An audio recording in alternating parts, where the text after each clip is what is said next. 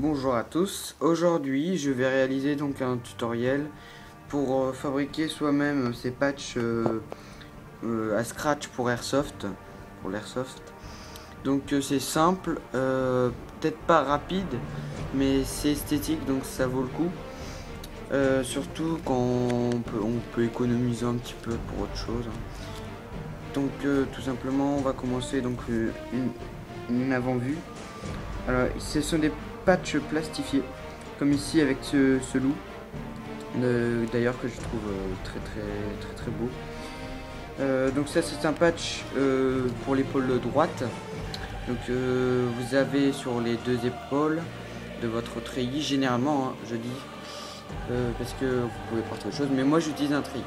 Donc à ma gauche il y aura donc le blason qui est ici Airborne. Bon, je choisis ça pour changer un peu. Alors on regarde un peu comment c'est derrière. Bon, ici c'est fait un peu bricolage, j'avoue, mais c'est pour permettre déjà d'éviter de gâcher de scratch. Ensuite, pour la même chose pour le loup, sauf que c'est un peu plus régulier, avec deux scratchs en longueur. Et ensuite, donc je vais vous dire comment on les réalise. Donc tout d'abord il vous faut du scotch et des scratchs. Nous voici donc maintenant en partant avec la réalisation. Alors tout simplement, après avoir le scotch et le scratch que vous pouvez trouver dans le rayon quincaillerie chez les magasins de bricolage que vous connaissez tous.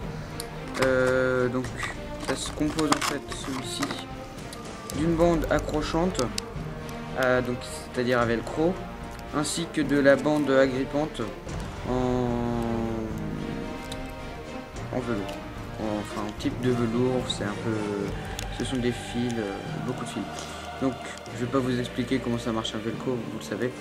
Donc vous coupez pour les patchs de forme circulaire. Il s'agit de 7 cm sur 7 cm, donc en gros un diamètre de 7 cm. Donc voilà. Pour l'imprimer, donc vous allez sur internet par exemple, vous tapez patch airsoft, vous choisissez celui qui vous plaît et ensuite vous l'imprimez. Enfin, vous allez d'abord dans pas forcément un logiciel mais par exemple Word, vous dimensionnez. Donc vous mettez 7 sur 7, généralement ça marche. Et ensuite ça nous donne donc ceci, imprimé. Donc là je vais plastifier. Alors il y a deux manières après pour la deuxième étape, c'est de le plastifier. Alors, le plastifier, moi je l'ai fait avec du scotch parce que j'avais pas la plastifieuse sous la main. Du coup j'ai fait avec le scotch que je pouvais, donc en mettant les bandelettes à côté les unes à côté des autres. Ensuite je replie donc derrière, donc on voit les restes de boue un petit peu partout et ça a tendance à dépasser, donc n'hésitez pas à couper avec une bonne paire de ciseaux. Au final on a un beau cercle avec votre patch, mais il faut maintenant donc rajouter tout simplement le scratch. Donc ça je vais pas faire un tutoriel, c'est vachement facile.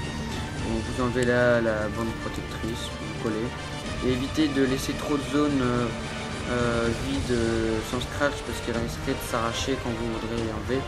Donc n'hésitez pas à la prendre par le scratch lui-même en dessous quand vous voulez le retirer. Donc déjà on a le loup et après vous faites la même chose. Alors pour les dimensions, il me semble c'est 5,5 de largeur sur 6,5 de hauteur. Ainsi que après vous avez le nom aussi. Alors le nom qui est sur la face avant droite, c'est du 12 sur 2, donc 12 de longueur et 2 cm de hauteur.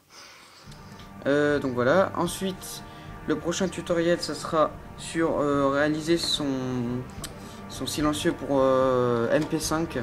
Enfin on peut faire pour diverses choses, mais moi j'ai un MP5 donc je le fais pour le MP5. Voici le rendu et je vous dis justement à la prochaine vidéo pour ce silencieux. Merci.